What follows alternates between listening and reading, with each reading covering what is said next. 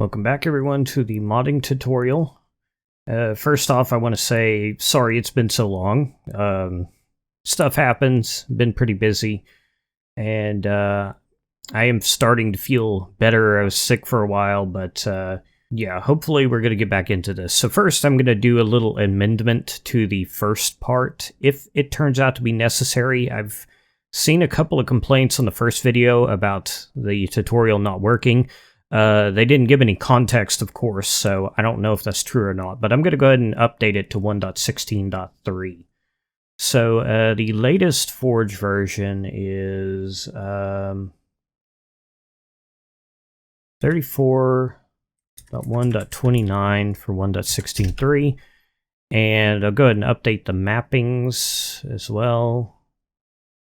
Is going to be up here, the mappings version, and this is the latest mappings at the time of recording, 2020-09-16 for Minecraft 1.16.2. And yes, it is 2 and not 3. So I'm going to go ahead and re-import the Gradle project, or refresh it, and should just take a minute or so. And I guess I should update the mods.toml while I'm waiting.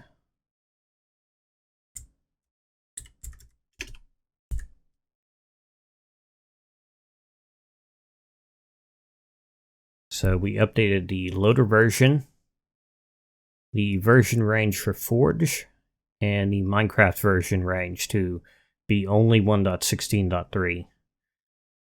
There is a chance that some mods could work in 1.16.2 and 3, but it's not guaranteed, especially if you're using the new biome loading event or whatever it was that they added in 1.16.3. Which pretty much all of my mods are. Okay, it looks like we're all done, so let's take a look around. I'm not seeing any errors in the code files, so let's go ahead and try running it. Okay, and everything appears to be working exactly as it was before, so I don't see any issues. Let's move on to data generators then. Okay, so I'm going to go ahead and create a new package and call that data. And in here, I'm going to create a data generators class. And in here, we're going to have a method which I'm going to call gather data. And this will be taking the gather data event. And we'll come back to that in just a moment. Actually, I suppose one way we could do this, this isn't quite how I do it in my mod, but let's try this. We'll give it the event bus subscriber annotation. We'll go ahead and give it our mod ID. And the event bus should be the mod event bus.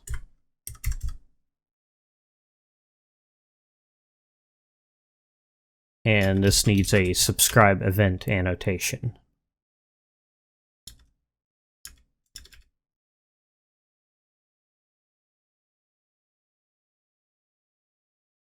Now let's start with our item model. So I'll go ahead and create a client subpackage in here just to keep things organized. And we will say mod item model provider. And we are going to extend the item model provider class, which is provided by, is it the one provided by Forge? Yes, it is the Forge version. So we got one method to implement here, and a constructor to override. We can remove the mod ID parameter and just feed it our mod ID, like that.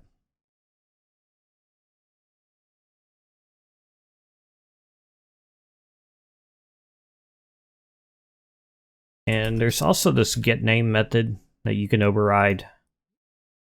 I'll just leave it like that. That's fine. So now we've got 2 blocks and 1 item currently. So for the blocks, We can use with existing parent. And we just need the name of the block because this class has our mod ID. So we'll do silver block. And the parent, we're going to give it mod location, mod loc. And that is going to be block slash silver block.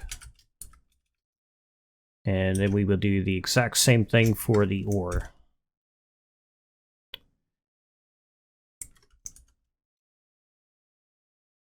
So this will create an item model that points to the block model, which we will have to generate in a little bit. Okay, so now I'm going to grab an existing model file, call this item generated. We're going to call the getExistingFile method, and this is an MC location. It's a built-in Minecraft model, and it is called item/generated. It's one of the most common parents for item models. Okay, and now for a silver ingot, we're going to call this getBuilder method. Our path is going to be silver ingot. And our parent is going to be the item generated model. And the texture, we're going to have one layer, so that's layer 0. And our texture is going to be silver ingot as well. So this will probably be a pretty common occurrence. So let's go ahead and extract a method here. I'll just call it builder. And I'm going to take the string here and extract that as a parameter. We'll just call that name. And this can also be name. Creating this method isn't necessarily, it's not necessary, but it's just a little bit more convenient than having to type that all the time. Okay, back in data generators. So we want to get this data generator object, and I'm going to go ahead and just make a local variable for that. And we're going to call add provider. And any data generators classes that we make, we're going to need to call this for them. So we're going to give it a new mod item model provider. And this wants the generator and an existing file helper, which I'll go ahead and make a local variable for as well. So let's go ahead and try running this. I'm going to go under the Gradle task, FG runs, and run data.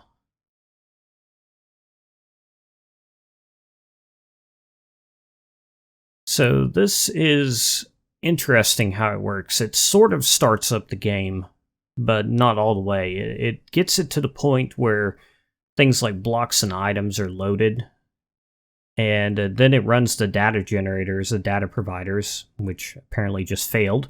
Let's take a look at why. And generates the files. And that's also nice because it verifies that all the objects exist. And there's no chance of making typos, or fewer chances of making typos. Okay, what exactly is your problem here? Ah, because the model doesn't exist. Yeah, that's another error checking thing here. So go ahead and comment these out for just a second. Try it again.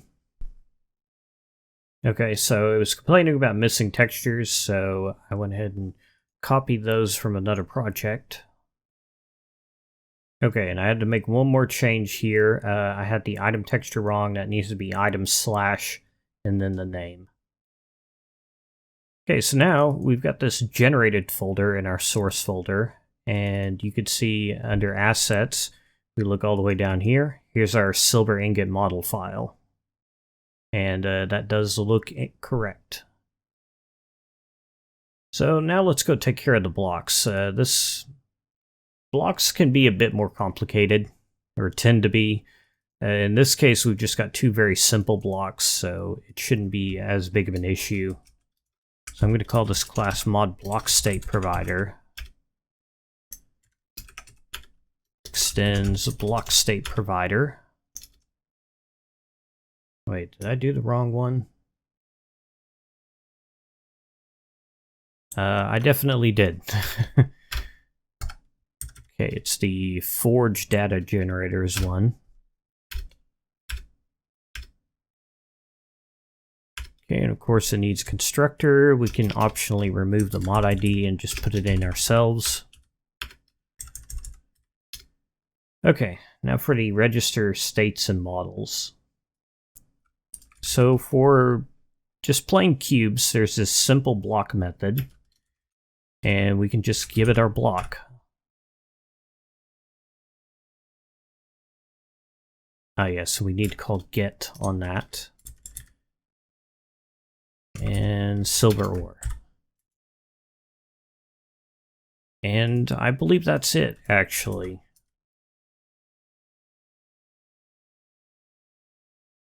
There's quite a few methods for creating various common types of blocks. For example, there's a fence block method for fences, walls, I think. I think those are the fence-like walls. And then, of course, there's methods where you can build more complex block states. So let's see where this failed. Ah, yes, I didn't add it to the data generators class. That would explain it.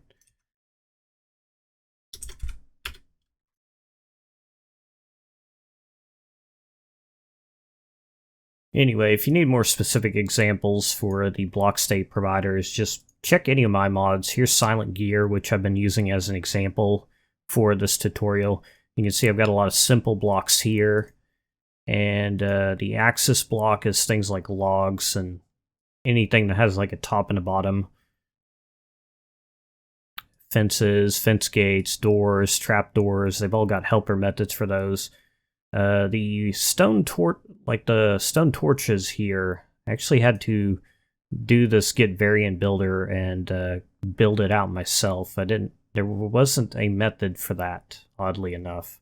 At least not that I remember. Maybe it's been added since, I don't know. Okay, so now if we look in our generated folder again, we can see block states, and we've got block models here. So if you look at the block states for a basic cube, it's pretty simple. It's just variants, and it doesn't have a variant, so it's just an empty string, and then it points to the block model. And then the block model is just a cube where all sides are the same texture. So that is block/cube all as the parent, and the all texture is just the texture of our block. Of course, you can write all these files by hand if you really want to. You can just go down to your resources folder under assets and make a block states folder, a models folder, and so on. And if you're making a small mod that just has a few things in it, that might be the best way to go about it. But for anything larger than that, I'd say data generators are definitely worthwhile. You can also do custom data generator types. Again, I'll show you Silent Gear. I've got an entire data generator to generate all the material files here. It's just this massive method of basically every material listing out all their stats and traits. And it's really nice because I just have to write a block of code, and if I change something later on, it'll update all the files for me without having to update like 100 files myself. Okay, so we got all the client-side stuff done. I'll go ahead and test that. I suppose we should add tags as well. Other things you can do data generators for include recipes, advancements, loot tables, and I feel like there's something I'm forgetting, but I don't see anything else. Okay, so currently it appears that nothing has loaded. I believe I know why this is. Okay, so I'm going to go back to the build.gradle file, and under the Minecraft block near the end. Okay, no, sorry. This is not what I was thinking about. It is actually after the Minecraft block. We need to put this in. sourcesets.main.resources, source generated resources. So basically just pointing to this folder right here. And that will tell it to include those files with our mod. I'm not sure, maybe by this point Forge has actually fixed this in the MDK, but apparently whenever I created this project, it was still not fixed.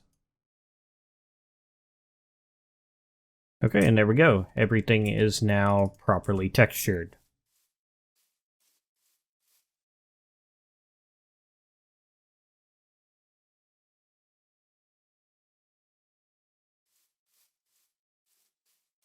And if for some reason, say the model file format changes later on, all you'll need to do is rerun the data generators. And of course, you should not make any manual changes to these files because those changes will be overwritten the next time you run the data generators.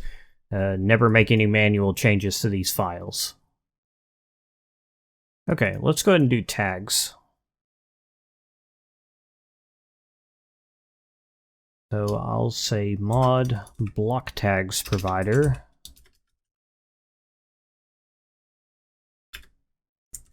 And I'm going to extend the Forge block tags provider class.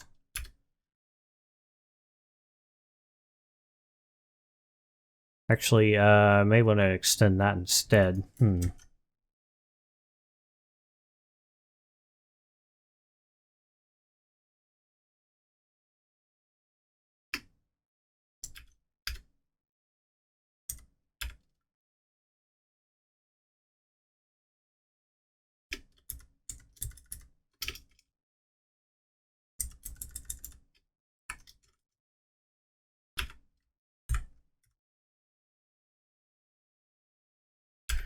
Alright, and then we want to override the register tags method. Now, previously there was a weird hack that I had to do to get this to work. I guess we'll find out in a minute whether or not that hack is still necessary. So I'm not going to call super, that's not needed. So what tags do we want? We want one for our storage block and one for our ore. For just the blocks, we'll have to do the items separately. So we're going to call get or create builder. And this is where we would typically want to have a tag reference somewhere. So I guess we could go ahead and put that under setup. Call it mod tags. Then we can have a class for blocks. And one for items.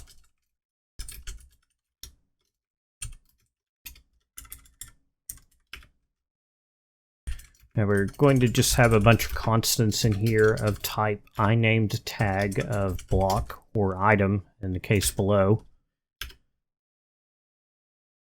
So we need, call it ores silver. And I'm going to go ahead and just copy in a couple methods here. They're pretty self-explanatory, I think. Mod. Okay, I don't have that get ID method, so we'll need to replace this with new resource location, tutorial mod.mod ID path. Okay, so basically these methods are just shortcuts. They create a resource location with the given namespace, either Forge or a mod ID, and use the path to create a new wrapper tag. So then up here we can just say this is going to be a Forge tag. And that's going to be ores/silver. And that's the naming convention we use for tags. And then the silver block.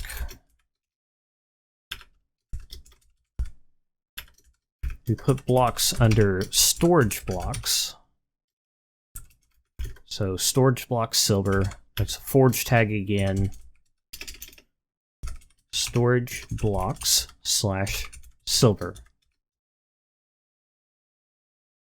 Okay, and in this case, the mod tag here is unnecessary, but I'll go ahead and leave that there as an example.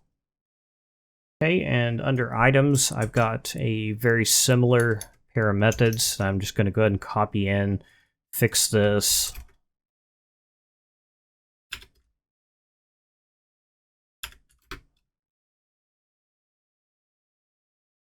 And I'll go ahead and turn off those parameter hints, just to make that a little bit easier to read. I guess I can get rid of the Gradle sidebar at this point too. So for our items, we're also going to need tags for the blocks. And let's make sure those get copied in correctly. Looks like they did. Except we have to change the block to item, of course. And then finally, we can have a tag for the ingot.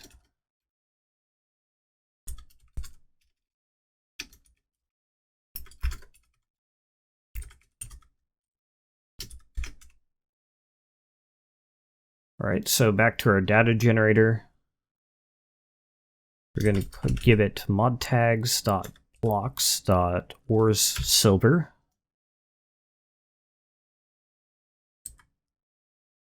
And we are going to add our block to it.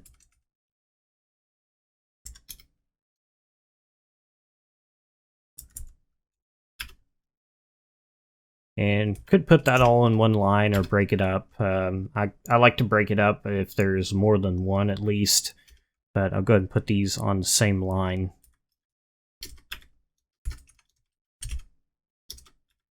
And yes, you can just chain method calls off of this to add whatever you want to it. You can add a mix of blocks or tags or whatever you need.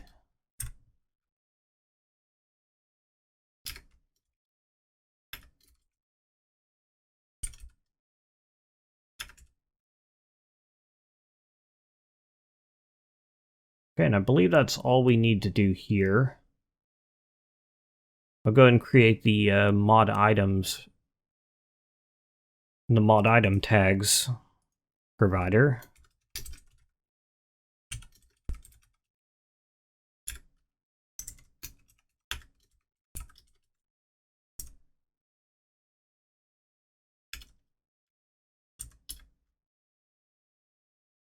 Okay, so this one's a bit unique because it also requires you to give it a block tag provider. So we'll have to account for that in our data generators class.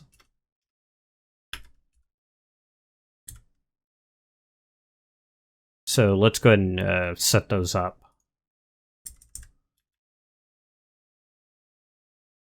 So we're going to need to keep an instance of the block tags provider.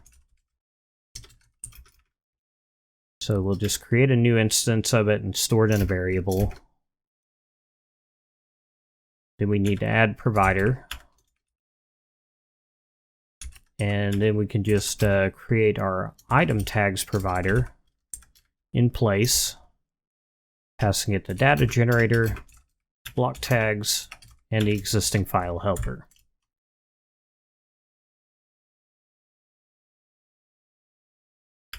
And just like with the blocks, it has a register tags method.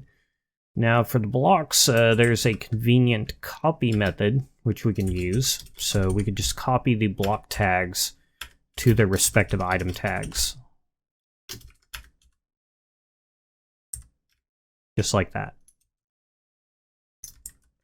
Do the same thing for the storage block. And now for the item, get or create builder, give it the tag,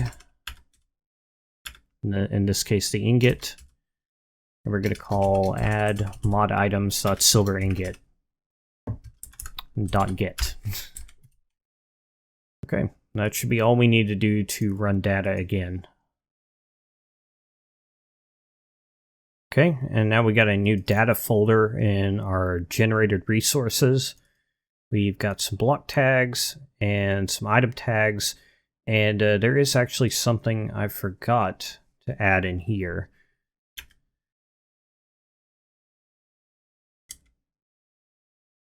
So there's also a tag that includes ores in general and other tags like that. So in this case, I actually want to use this class from Forge, tags.blocks.ores. So that includes all ore tags. So I'm going to go ahead and just add our tag to it.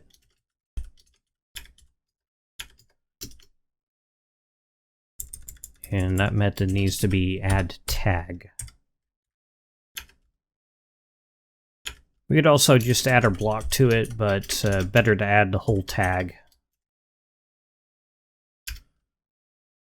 It may already be added by another mod, but adding it again doesn't hurt.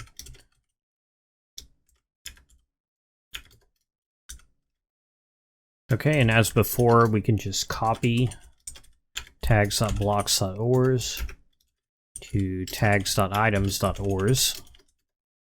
And same thing for the storage blocks.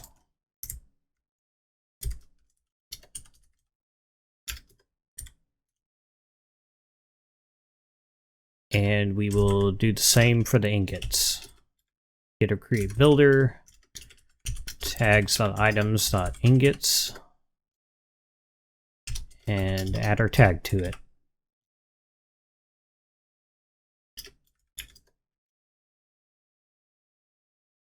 Okay, and you can see these files down here are generated to add our tags into these collective tags.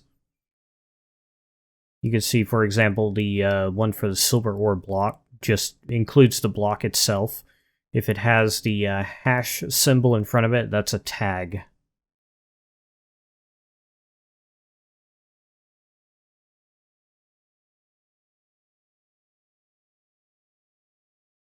Alright, only thing left to include is recipes, but I'm not quite feeling up to tackling it so far. The concept is very similar. There's this recipe provider class, which is net.minecraft.data.recipe provider.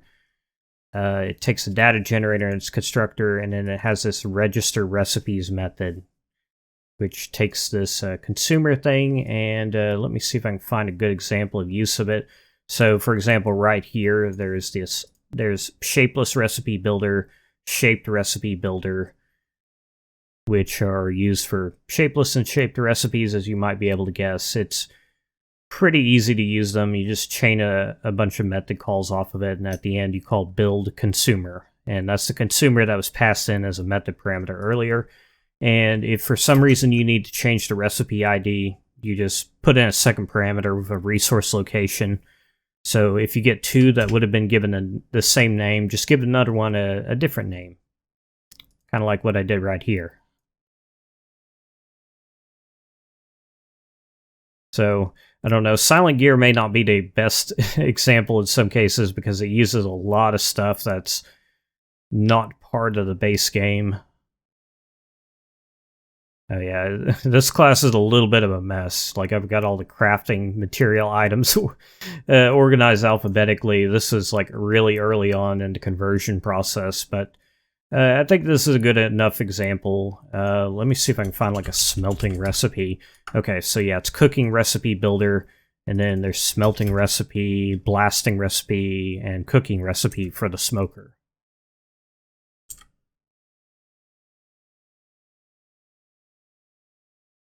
And you do actually, these vanilla classes do actually require that you add advancement criteria, and that will generate an advancement for the recipe. It's not the kind that pops up in chat, it's just the kind that's like, you get the item, and then it suddenly says, oh, here's how to craft these things in the recipe book. I've actually created a class that makes this optional, but yeah, I'm pretty sure at this time that hasn't changed with the basic classes. It still requires you to have the criterion. Yeah, right down here. It says if you don't include one, it'll tell you no way of obtaining the recipe, and it'll crash.